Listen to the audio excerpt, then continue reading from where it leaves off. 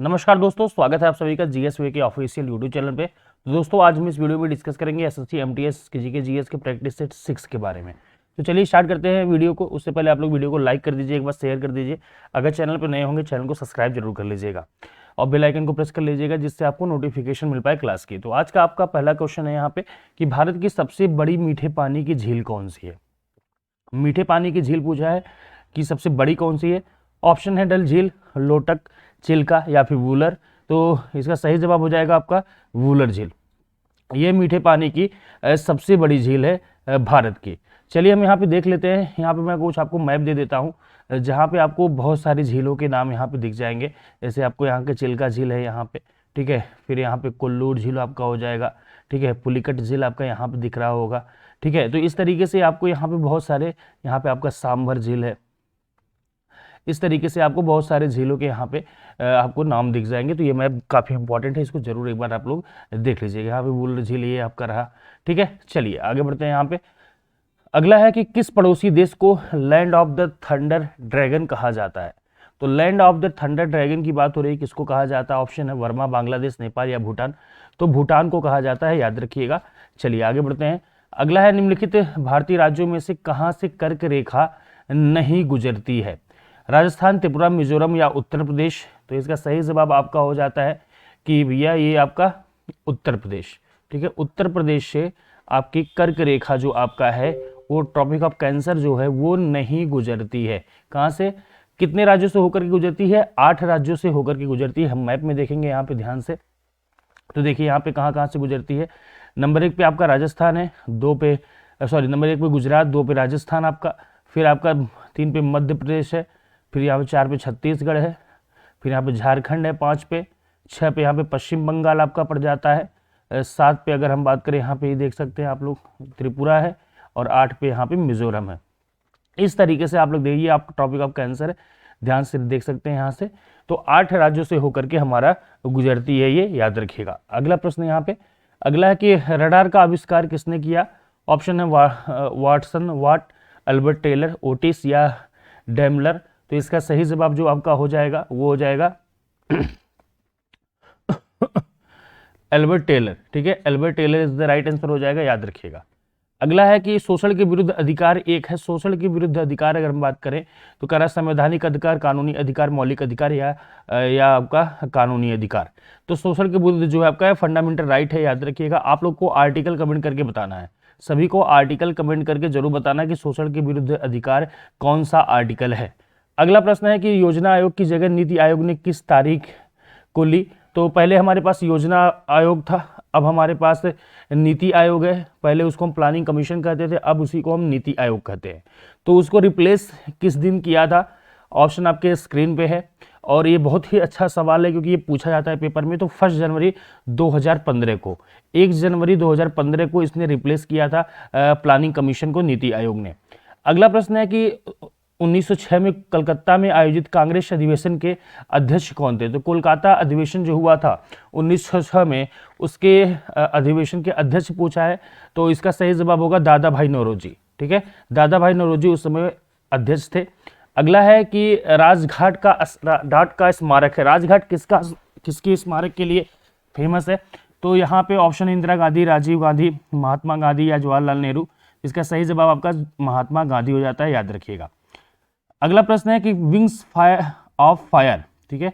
Wings of fire आत्मकथा है। तो किसकी आत्मकथा है, काफी फेमस आत्मकथा है, ये ऑटोबायोग्राफी है किसकी, डॉक्टर एपीजे अब्दुल कलाम साहब की, याद रखिएगा। अगला प्रश्न है निम्नलिखित में से कौन सी 4 प्राचीन सभ्यताओं में सबसे बड़ी है। तो ये चारों की चारों प्राचीन, मेसोपोटामिया, चीन, मिस्र और इंडस वैली सिविलाइजेशन, मतलब सिंधु घाटी सभ्यता, इन चारों में से सबसे बड़ी सभ्यता पूछा है कि सबसे बड़ी सभ्यता कौन सी थी। तो वो है सिंधु घाटी सभ्यता। सबसे बड़ी सभ्यता कौन सी है, इंडस वैली सिविलाइजेशन है, याद रखना। चाहे मेसोपोटामिया की सभ्यता की बात कर लें या चीन की, चाइना की सभ्यता जो हांगो सभ्यता थी, हांगो सभ्यता, ठीक है। हांगो सभ्यता थी चाइना की। मिस्र की सभ्यता होगी। तो इन चारों में से सबसे बड़ी सिंधु घाटी की सभ्यता है। मैं आपको इसका मैप दिखाता हूँ। ये आप देख सकते हैं पूरा का पूरा इसका विकास है सिंधु घाटी सभ्यता का, ठीक है। मांडा उत्तर में, पूरब में आपका आलमगीरपुर, पश्चिम में सुदका गेंडोरा, उसके बाद दक्षिण में यहाँ पे अगर हम ताप्ती नदी किनारे आपका पड़ता है यहाँ पे। तो इस तरीके से अगर हम बात करें तो यह इसका विस्तार है पूरा का पूरा साउथ, नॉर्थ, ईस्ट और वेस्ट का, और ये आपका पूरा एरिया हो जाता है आपका इंडस वैली सिविलाइजेशन का। आप यहाँ पे देख सकते हैं ये मोहनजोदाड़ो रहा है, ये हड़प्पा है, ये मांडा है, चन्हूदड़ो है। तो इस तरीके से आप देख सकते हैं। तो याद रखिएगा यहाँ पे कि इस सबसे बड़ा अगर पूछे कभी तो इंडस वैली सिविलाइजेशन ही है। अगला प्रश्न है कि कंथुरी महोत्सव भारत के किस राज्य में मनाया जाता है? तो कंथुरी महोत्सव जो है आपका तमिलनाडु में मनाया जाने वाला एक महोत्सव है, याद रखिएगा। नेक्स्ट, क्षेत्रफल की दृष्टि से विश्व की सबसे बड़ी झील कौन सी है? ऑप्शन है हुरोल झील, तांगानिका झील, लेक सुपेरियर या कैस्पियन सागर। तो सबसे बड़ा हो जाएगा कैस्पियन सागर। आपको मैप दिखाता हूँ। कैस्पियन सागर ये है आपका, ये भी एक लेक है और विश्व की सबसे बड़ी अगर हम बात करें ये झील है और साथ में साथ स्थलीय झील है। इसके आसपास और कहीं आपको कुछ नहीं देखा गया। ठीक है, यहाँ पे देखिए, यहाँ पे ध्यान रखिएगा। चलिए अगला बढ़ते हैं। अगला है गिंडी राष्ट्रीय उद्यान डॉट में स्थित है तेलंगाना, तमिलनाडु, आंध्र प्रदेश या हिमाचल प्रदेश। तो गिंडी पूछा है तो इसका सही जवाब हो जाएगा तमिलनाडु में अवस्थित है, याद रखिएगा। नेक्स्ट है सिमलीपाल बायोस्फीयर रिजर्व निम्नलिखित में से किस राज्य में स्थित है? इंपॉर्टेंट प्रश्न है, ये पेपर में बन रहा है ऐसे प्रश्न। तो ये आपका उड़ीसा में है, याद रखना, उड़ीसा में है ये। ठीक है, उड़ीसा, ऑप्शन नंबर बी हो जाएगा यहाँ पे, उड़ीसा में स्थित। मैं आपको यहाँ पे मैप दिखाता हूँ।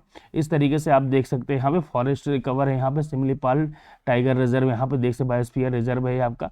ठीक है, चलिए ध्यान से देख लीजिएगा। चलिए आगे बढ़ते हैं।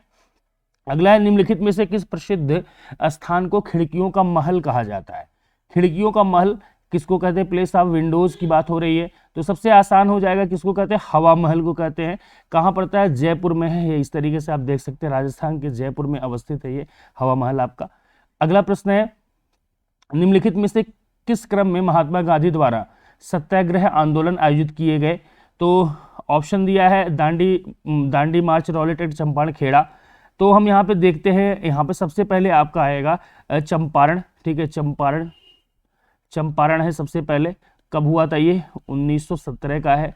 फिर हम बात करते हैं, उसके बाद खेड़ा आएगा।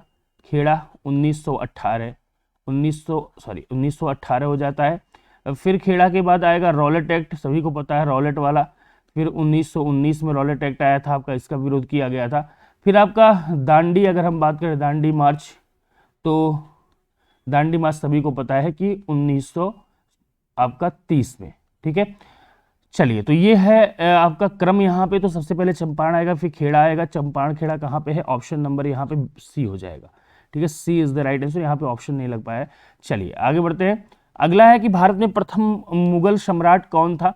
मुगल सम्राट पूछा है यहाँ पे। प्रथम तो सभी को पता है, बाबर हो जाएगा। बाबर पहला मुगल सम्राट था, याद रखिएगा। अगला है कौन सी केंद्रीय एजेंसी भारत में आवास क्षेत्र को नियंत्रित और मॉनिटर करती है? तो उसको बोलते हैं RERA, रेरा कहा जाता है उसको। यही है जो पूरा का पूरा देखती है। इसका फुल फॉर्म है आपका रियल एस्टेट रेगुलेटरी अथॉरिटी। ठीक है, पूरा का पूरा आवास क्षेत्र का नियंत्रित करने का काम और मॉनिटर करने का काम इसी एजेंसी का है, याद रखिएगा। ठीक है, चलिए आगे बढ़ते हैं। अगला है कि निम्नलिखित में से कौन सी एक अखिल भारतीय सेवा नहीं है? नहीं पूछा है, ध्यान से देखिएगा, नहीं पूछा है। तो पहला ऑप्शन है इंडियन पुलिस सर्विस, ये तो है। इंडियन फॉरेन सर्विस ये आपकी नहीं है। ठीक है, ये गलत हो जाएगा। तो इसका मतलब b is the right answer हो जाएगा यहाँ पे, क्योंकि इंडियन फॉरेस्ट सर्विस भी है और इंडियन एडमिनिस्ट्रेटिव सर्विस भी है आपका। IAS, IFS और IPS ये तीन ही है, चौथी अभी नहीं आई है। ठीक है, याद रखिएगा, फॉरेन सर्विस आपकी नहीं आती है अखिल भारतीय सेवा में। तो वहाँ option number b is the right answer. अगला है कि 1924 में बेलगाम कांग्रेस के शिखर सम्मेलन के दौरान कांग्रेस के अध्यक्ष कौन थे? 1924 की बात हो रही है, बेलगाम कांग्रेस शिखर सम्मेलन जो हुआ था, तो उसमें कांग्रेस की तरफ से अध्यक्ष कौन थे? तो इसका सही जवाब आपका हो जाता है MK गांधी। ठीक है, MK गांधी साहब थे यहाँ पे, मतलब महात्मा गांधी साहब इसके थे। ऑप्शन नंबर यहाँ पे डी। अगला है कि सिल्वर फाइबर क्रांति इनमें से किससे संबंधित है। तो सिल्वर फाइबर क्रांति इंपॉर्टेंट प्रश्न है, ध्यान से देखिएगा। क्रांति से प्रश्न पूछता है, जैसे श्वेत क्रांति, मत्स्य क्रांति, हरित क्रांति, इस तरीके के प्रश्न पूछे जाते हैं पेपर में। तो सिल्वर फाइबर क्रांति जो है आपका वो कपास से रिलेटेड है, याद रखिएगा, कपास से, कॉटन से। अगला है कि सरस्वती सम्मान किस क्षेत्र में दिया जाता है। ऑप्शन है संगीत, साहित्य, पत्रकारिता या नृत्य। सरस्वती सम्मान जो दिया जाता है वो लिटरेचर में दिया जाता है, साहित्य में दिया जाता है। अगला है कि गिरि राष्ट्रीय उद्यान किस राज्य में स्थित है। ऑप्शन है पश्चिम बंगाल, गुजरात, राजस्थान या फिर असम। तो जो आपका गिरि राष्ट्रीय उद्यान है वो आपका गुजरात में अवस्थित है। हम उसका फिगर देखते हैं यहाँ पे ध्यान से, तो देख रहे हैं यहाँ पे क्या है, national park and sanctuary, Gujarat, India. ये आपका पूरा का पूरा गिरि राष्ट्रीय उद्यान है, यहाँ पे देख सकते हैं इस तरीके से, यहाँ पे आपको वो भी दिख रहा होगा। ठीक है, तो ध्यान से देख लीजिएगा, ये आपका पूरा का पूरा गिरि राष्ट्रीय उद्यान है ये। ठीक है, गुजरात में अवस्थित है, याद रखना। अगला है कि निम्नलिखित में से कौन सी गैस कोयले की खदानों में विस्फोट का कारण बनती है। कार्बन डाइऑक्साइड, नाइट्रोजन, ब्यूटेन या मीथेन। तो वो आपका मीथेन होता है, जिसकी वजह से वहाँ पे विस्फोट का वो कारण बन जाती है, मीथेन। अगला है और आखिरी, निम्नलिखित में से किस गोलार्ध में, ठीक है, हम्बोल्ट जलधारा बहती है। गोलार्ध की बात करा, पूर्वी गोलार्ध, पश्चिमी गोलार्ध, उत्तरी गोलार्ध या फिर दक्षिणी गोलार्ध। तो दक्षिणी गोलार्ध में आपका ये हम्बोल्ट जलधारा बहेगी। मैं आपको फिगर दिखाता हूँ, ध्यान से देख, सारे के सारे जलधाराएं आपको इस फिगर में दिख जाएंगी, आपको अलग से कहीं कुछ देखने की जरूरत नहीं है। यहाँ पे आप देख सकते हैं ये हम्बोल्ट जलधारा यहाँ पे है। ठीक है, ये आपकी हम्बोल्ट जलधारा है। इसी तरीके से बहुत सारी जलधाराएं आपको दिख रही हैं। फ्लोरिडा जलधारा देख लीजिए यहाँ पे, फिर यहाँ पे ऑगलास जलधारा आप यहाँ पे देख सकते हैं। ठीक है, यहाँ पे दक्षिण विषुवतीय धारा है, आपकी विषुवतीय धारा है। ये सारी की सारी यहाँ पे कैनरीज धारा यहाँ है आपका। इस तरीके गल्फ स्ट्रीम ये आपकी दिख रही होगी यहाँ पे। तो सारी की सारी आप यहाँ पे क्यूरेशियो धारा आप देख सकते हैं यहाँ पे।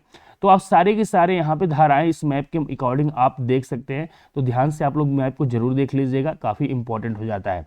तो आज की वीडियो में दोस्तों इतना ही। Thank you so much for watching this video.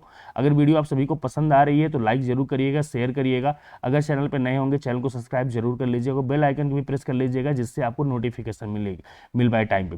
तो फिर मिलेंगे आप सभी को नए वीडियो में, तब तक के लिए नमस्कार, जय हिंद, बाय बाय, टेक केयर।